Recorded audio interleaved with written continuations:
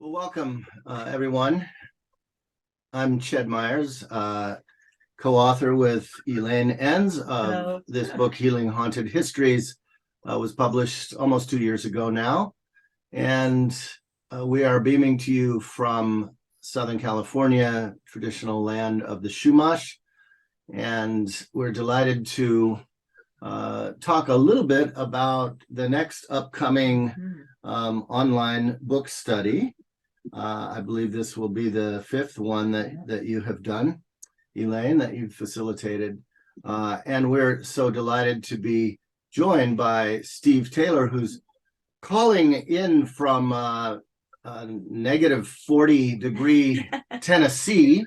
And I'll let him tell that tale. So let me just invite you each to briefly introduce yourselves so folks know who they're talking to. Elaine? Wonderful.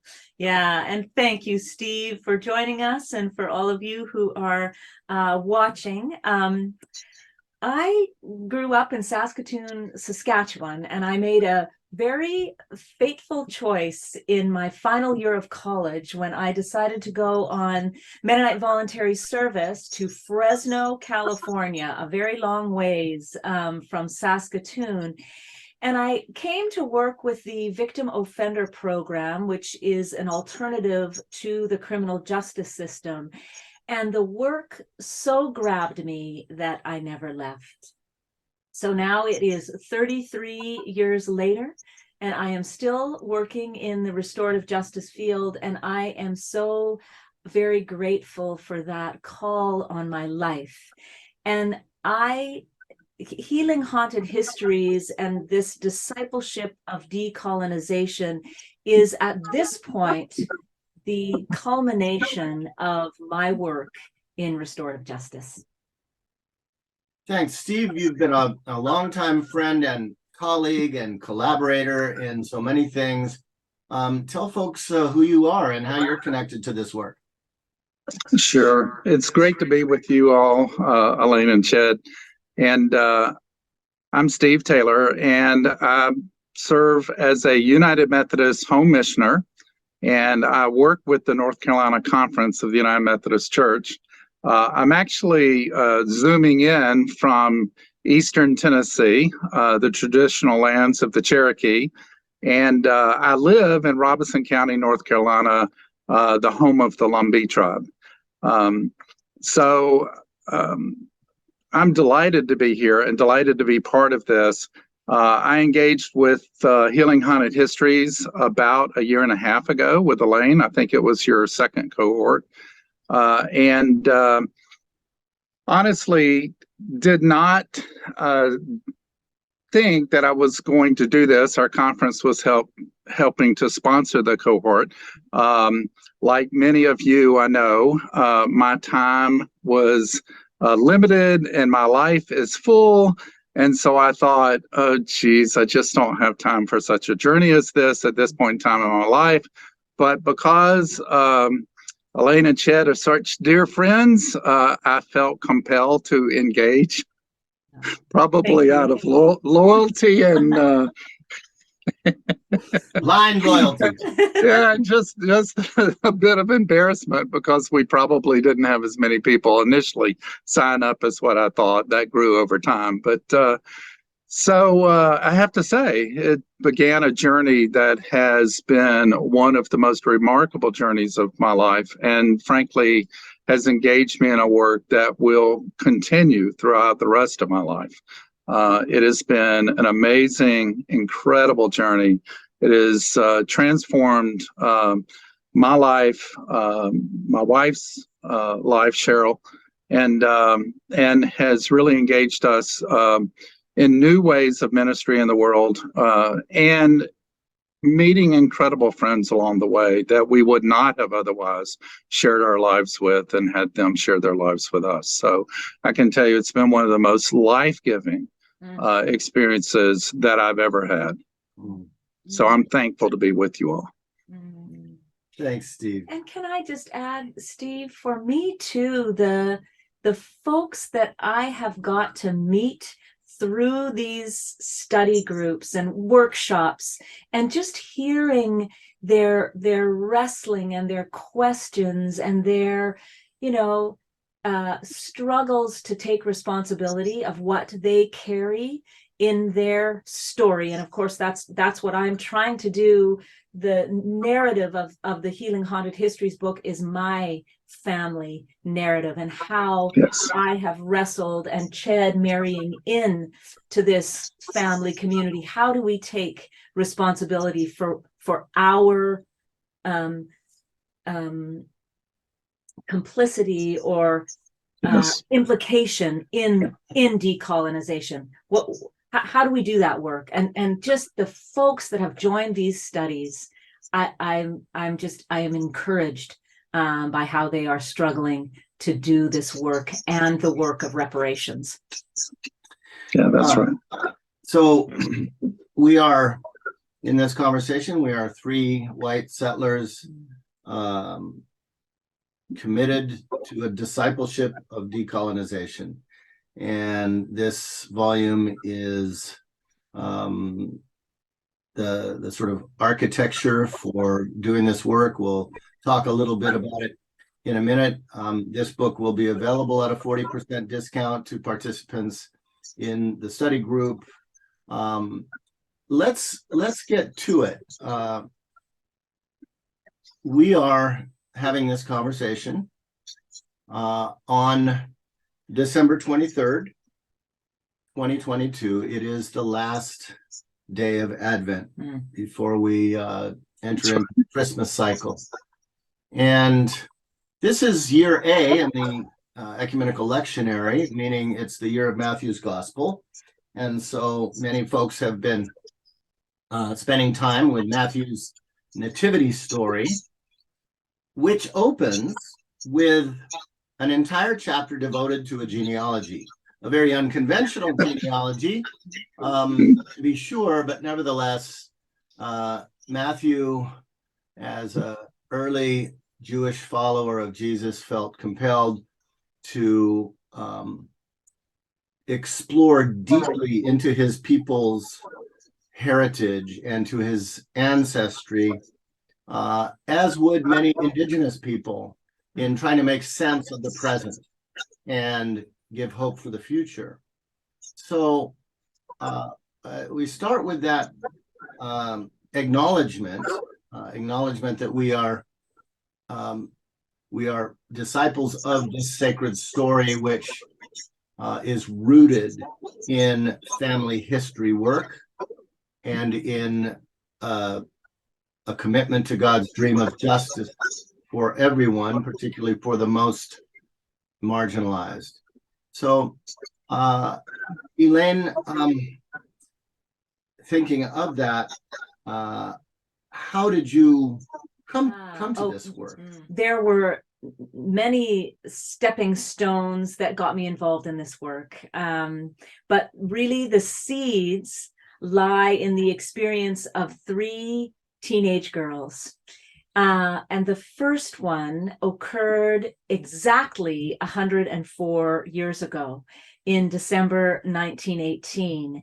My maternal grandmother, who was then 14 years old, endured a home invasion in Ostrovik, Ukraine. And this was during the Russian Revolution. Anarchist soldiers commandeered her house for 2 weeks over Christmas time. And my grandmother and her sister and girl cousins were hid in the attic, while her mother, which was my great-grandmother, fed, clothed, and bandaged the wounds of these soldiers. And this was just one episode in a continuous climate of violence during the Russian Revolution. And so when I was 13, I knew something horrible had happened to all four of my grandparents, and I wanted to know more. So I interviewed my grandmother, and she spoke about the beauty and abundance of growing up in Ukraine. But then as her account approached her teenage years, she began to cry. and could not continue. And of course, I later came to understand these as symptoms of this horrible trauma that she had endured over those years. And this has had an intergenerational impact on my family and on the Russian Mennonite community that we come from. My grandmother was a joyful person and full of laughter, so her tears left an indelible impression on me. And then the third teenage girl, when I was in my final year of university in Winnipeg, Manitoba, I volunteered with the Big Sisters, Little Sisters program. And I was paired with a 13-year-old Cree girl. She'd just been released from detention after 3 years, and her crimes, quote unquote, were sniffing glue, stealing food and clothing, and getting into fights. And despite my lack of race or economic analysis at the time, she helped me see that the criminal justice system was unable to address the injustices she faced as an Indigenous child, and in fact blamed her for that. So that really was my first tutorial in the hard truths of colonization, and raised all of these deep questions about how her ancestors had been displaced by mine on the Canadian prairies. And it is what called me into this journey of restorative justice. So I am forever indebted to that little girl and that, for me, very fateful year of meeting her and being in conversation with her. And so for my family, I learned not all about, there were lots of silences, but I knew I carried some trauma and there was some violence that they endured, but I never learned about the genocide of Indigenous peoples in Saskatchewan.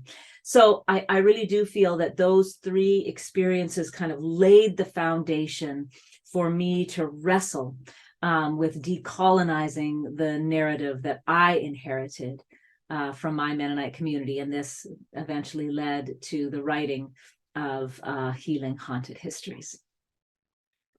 Steve, we've had the pleasure of knowing and working with you for well over 15 years now, and know that you have a very interesting journey as well. So unmute yourself and tell us what were a couple of the key stepping stones for you into this work.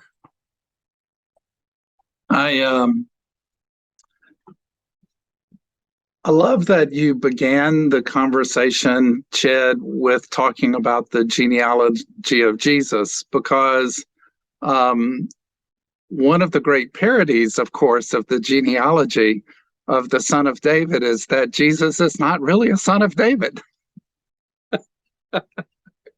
And so for me, I grew up in Georgia and had always considered myself a Georgia boy, as we would say there. And over the years, I spent time in the military, of course, and in actually, Ched, in reading one of your earlier works, became convicted of some of the work that I was called to do in the military with regards to loving my enemy versus killing my enemy. And so made a change of career, as one might say.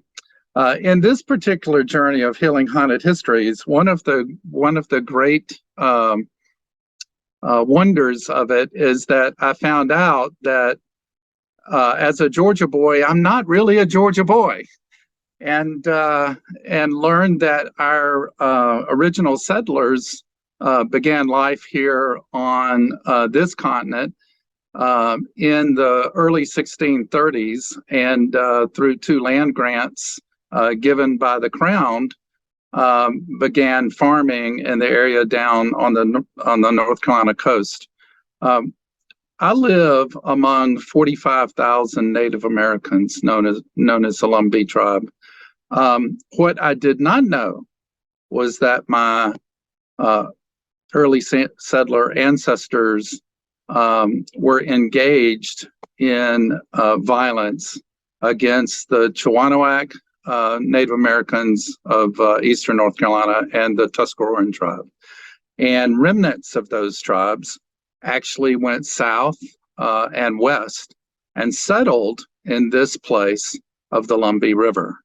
And so literally our lives have spanned these centuries now and connected in this place. And for us, as we think about how we decolonize our past and how that lives into decolonizing our presence, for me and our family, we have two granddaughters who are also Lumbee.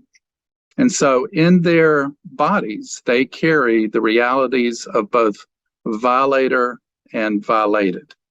And so this becomes a very personal family work that we're engaged in as well. But it's also for the healing and the wholeness of friends and loving neighbors that I dwell with and travel with every single day of my life. And so this work of decolonization and that may lead to individual reparations that Cheryl and I have been in conversation with the Lumbee tribe on, is just incredibly important. And it's life-giving, not just for us, but for everyone around us as well that we connect with. So, friends listening to this, this study is an opportunity for you to do the kind of exploration that Steve has just summarized so briefly. Steve, you want to mute yourself here? And discover, as Steve has, that he was much more deeply a child of God than a son of the Confederacy. And this is such a transformative, ongoing journey for all of us as we seek to live into deconstructing and reconstructing who we are in Christ, living on stolen land with this legacy of colonization, but also this great story of redemption. So I want to ask each of you briefly, why is it important to tackle this? Why can't we just let sleeping dogs lie, as the old phrase goes? Elaine, why is it important that folk do this kind of work? Yes, this decolonization is the oldest violation that has occurred, certainly on Turtle Island, but really around the world. And here in Turtle Island, it continues to advantage those of us who are settlers, particularly settlers of white skin privilege, and it harms Indigenous and other peoples of color. And so my invitation is to wrestle with decolonization and how we are implicated in it is or can be very overwhelming. How to find where and how our lives and our ancestors' lives intersected with it, and how to really grapple with that and make sense of it and know how to make forward. So our book, Healing Haunted Histories, is one way to make it possible for settlers and other people of conscience to do this work, to do the research and the soul searching and making the commitments. And the beautiful piece of the book study is that we're able to do it together. And so we are in conversation and hearing how other people are trying to wrestle with what they carry and what commitments they might make to reparations, which encourages and inspires us to pull back more layers of how we are beneficiaries of colonization, and then how take deeper steps into solidarity and reparations. Steve, you, I think, were part of a 6-month. No, oh no. Yeah, 4 months. It was 8 sessions. 4 months and 8 sessions. You're 3 hours. you're a really busy leader in the United Methodist Conference where you are. So it complicated your life, and yet you really jumped in and have continued to be an advocate for this sort of engagement. So how would you summarize why it is important that you engaged and continue to engage in this kind of study and the kind of work that it animates? Let me give just a quick story that I think narrates that better than maybe just me waxing on. Part of the work and part of the reason for doing this in community is as we engage into our bloodlines, our song lines, and our landlines, we might discover along the way some very troubling facts about our families. And there are times that we will engage in the painful process of unveiling those layers of harm that have been done in the community and journeying with the community who are doing the same kinds of work as we are along the way. We're able to share those points of pain. We're able to be carried by the rest of the community because there are certainly times of laughter, but there also could be times of tears. As this unfolded for me, what I found out in my family that my great ×3 grandfather was in the Confederate Army, and that my family did enslave people. And in the community that I live in Robinson County in Lumberton, there is a Civil War statue that sits right in front of the courthouse. You literally have to walk around the statue to go into the courthouse. In that statue, on that statue engraved into it is a Confederate battle flag, stars and bars, and on the top is a Confederate soldier. Every single Indigenous person and Black person in the county who went into this space to receive, quote, justice had to walk around that statue. Part of the journey for me has been engaging with a group of people in Robinson County to begin Black folks and Indian folks and white folks together, as we would say here, working together to try to bring some change. And in the last 3 weeks, we have learned that statue is going to come down. And it's in the wonder of these relationships and the journey together, this collaborative journey, that honestly, I would have never partaken had I not understood the deep connections of harm that my family has done. And this is part of my liberation as well, in also helping the community to be liberated into another point of life. And so for me, it's just amazing how that is unfolded in our community, but also in my own life. And so you ask the question, why do we do it? We do it because frankly, this is the work of our Christian journey. This is the work of a humanitarian journey. This is the work of life, of what it means to build life and to create life for others. And so the wonder of it is, I've been liberated in it too, when I didn't even know I needed the liberation. Beautiful. Okay, so y'all have given a few compelling notes of why this work matters, why it's worth our time and attention. Mhm. If I'm considering joining a study group in Healing Haunted Histories, what can I expect in a typical class session? How does this work? Well, here is how I hope it unfolds.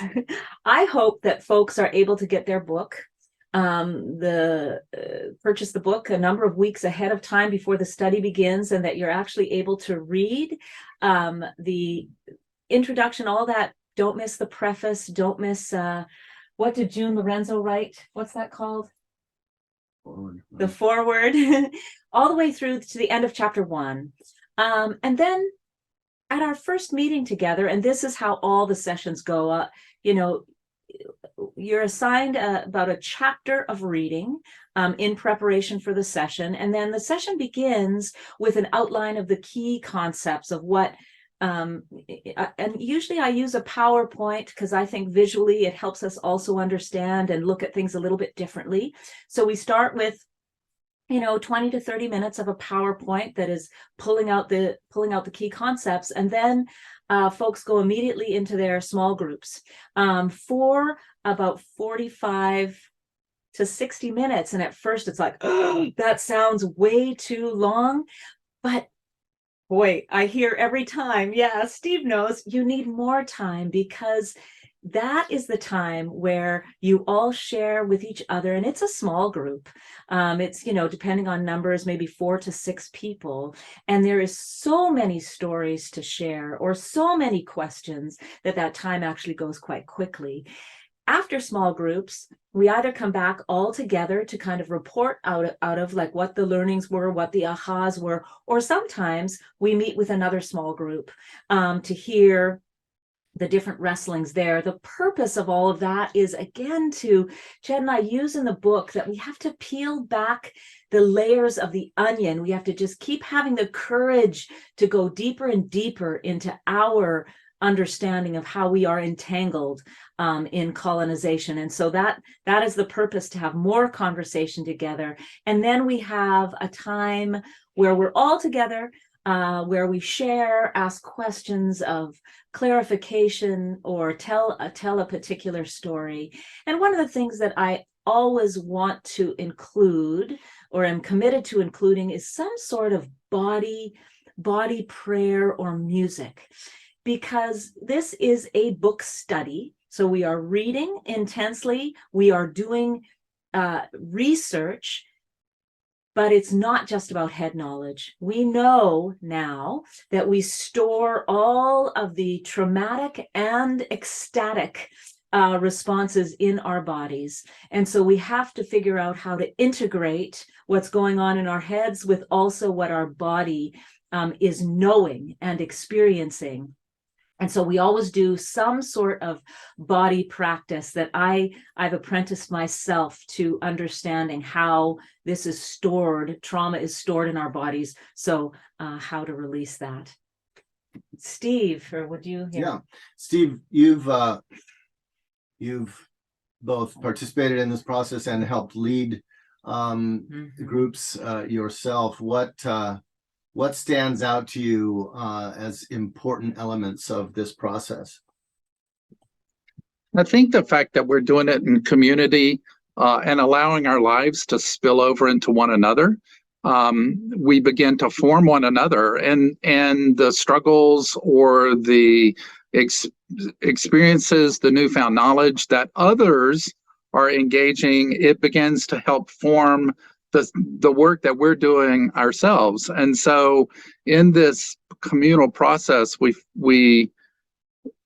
just find that we're bringing life to one another. There's an awful lot of laughter, y'all. I just have to say that. It's just, it's fun and it's engaging. People that I met in Zoom world, I have now met in the flesh, and it's like we've been traveling together all these times. So it is truly life-giving. And I also think it's safe space where we can challenge one another gently. And it's space that people can can engage in as much as they feel that they have the capacity to do. There is no sense of anyone seeking to pull people in ways that are detrimental or harmful to them. But there is much space created for folks to be able to give themselves over to the process in as much as they feel they can safely do. So that's one of the things that I think I really appreciated about the process, is how it allows us to share our stories. I remember Frederick Buechner once said something like this. He said, if I tell me my story anything like right, you'll find that it's your story too. And that's true. And there was a broad diversity in the groups that met, and even in our small group, which brought different perspectives and perceptions that were really, really helpful in my own internal work. So I really appreciated that very much about the process. And doing the reading up front prepared us for the kinds of questions that we wanted to struggle with. So as I was going through the text, thinking about the text as it was overlaying my life, it brought questions to mind that I wanted to also pose in the small group, because folks would always have different responses to that I found very helpful.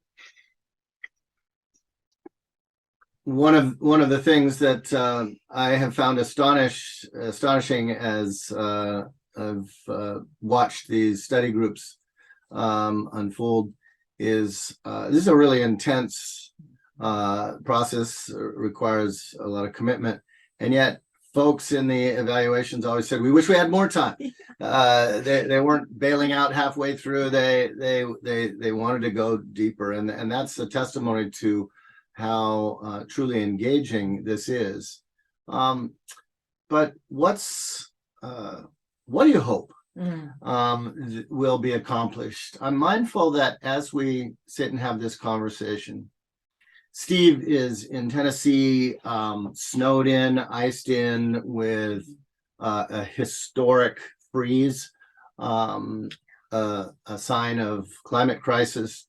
We out here on the opposite end of the continent are on the arid side of that climate crisis. We're watching our reservoir shrink down to under 30% because of an extended drought. We live truly in a dark time historically under climate catastrophe and all the related social crises. What do you hope will arise as folks do this work? What are some of the steps people are taking? Yeah, that has again just been one of the gifts to be a part of these studies, to be able to facilitate them and hear what folks are doing, because what I am hearing is that folks are inspired to do both personal and political change. And I think in these conversations together, where someone puts out there what they're considering doing, a next step in reparations for them, others of us are then encouraged to imagine what is a step that we can take. And I want to pick up, Steve, on what you talked about in terms of your own healing, like this, our dis-ease as white settlers who have benefited from white supremacy, benefited from the horrors of colonization. We are sick inside. And when we start doing this work, we do find our own healing and liberation, which I think goes further and further in that journey of healing as we are encouraging one another to take steps toward or into deeper reparations. And, one of the things that I have enjoyed, because obviously we learned so much about ourselves in the writing of this book, reparations is not impossible. And it's not going to hurt us. It's in fact going to liberate and heal us. And so that is that's what I hope comes out of this book study, that we can continue these conversations with each other, build deeper relationships with our Indigenous neighbors and other folks of color, allow them to lead us in how we can participate in supporting them, and thus in our own healing. And so that's what I hope comes out of this study, because book studies can sometimes be very inner focused, or navel gazing, and this study is not about spectating. It is an action study, and it is a intensive research and peeling back and invitation into how we are going to do our work and live our lives differently in the future. Steve, you know the saying that's going around: when the police kill a black man, black folks go to the streets, white folks start a study group. How is this process actually lead beyond just talking about stuff in your experience? I think the part of the answer is in the relationships in which I've been led to engage because of coming out of the book study. So, we go inward so that we can go outward. And in this journey outward, in making more connections, building more relationships, finding people who are working in similar ways to move these boundaries of injustice, to move to more just living and just realities. For me, I think that's been one of the most exciting pieces of the work. Is just the connections with people that I may never have experienced. For example, my story does end back in Georgia. And in the journey back to Georgia, in the community where my grandfather grew up, I have connected with people who are doing work around reclaiming Black landlines, songlines, and bloodlines around the Willow Hill Heritage and Renaissance Center. And so I became connected with that community there, and the wondrous folks doing incredible life-giving work in that arena. And so for me, it's just been this multiplicity of connecting, making broader and broader connections. And the more connections I make, it's this whole notion of intersectionality. The more that our lives connect with the work that we're all doing in our different ways. And so that's where we move to the political. That's where we move to the economic realm. That's where we move into creating more spaces for more people to find more life. And I think that's the essential. That's my hope of the work, is that we just keep replicating this, that we keep narrating the story. And a friend of mine, you all know her, Dr. Micheline Mawson, an African American scholar in North Carolina, whom Cheryl and I have dwelt with for 30 years. Mish, on several different occasions now, has said, Steve, I just want you to know this is some of the most important work that white people can do in the liberation of people of color. And she said, and I just really would hope that you would continue to call others to do the same kind of work. She says, because it is the only way that we're finally going to move to a place of mutuality, love, and justice and true relationships that frankly God has called us to from the beginning of time.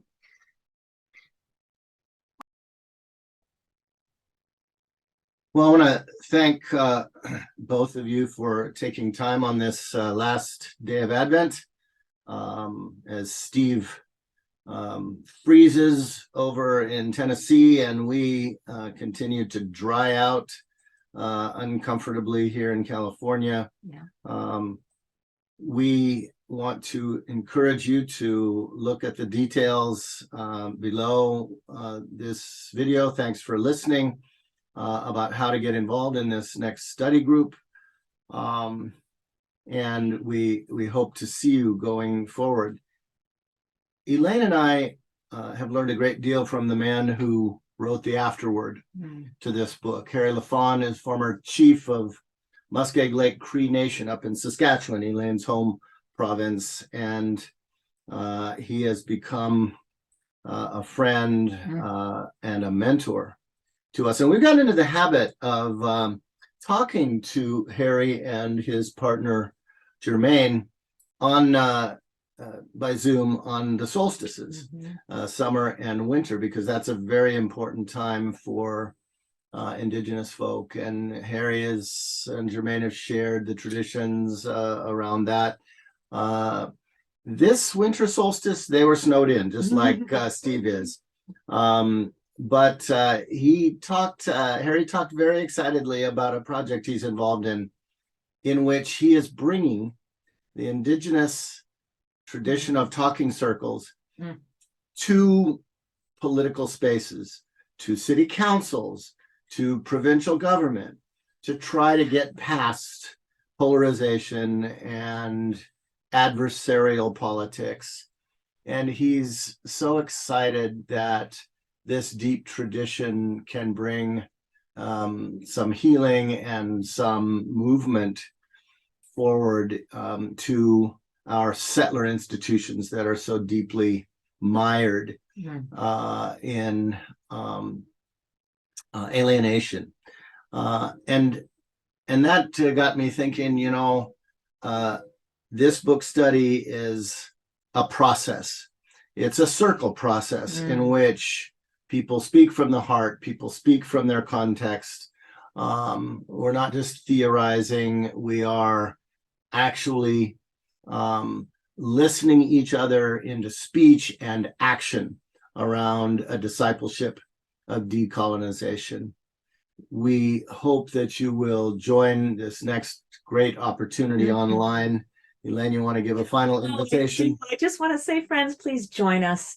It is just such a rich and wonderful time where we learn so much about ourselves and so much about each other, and where we are given the moral courage to take steps deeper into our discipleship of decolonization. So please, if you are interested, email us, reach out, and we will talk about the next study opportunity that is happening, and really warmly invite you to join this conversation with us. As our local colleague, Chumash linguist, Matthew Vestudo, coined the phrase for us in this work, this is about practicing huki shunushkui, a Chumash word which means let us agree to do something good together. We hope you'll join us. Thank you. Thank you, Steve. Yes, thank you, Elaine. Steve. See you down the road, everybody. Thank you.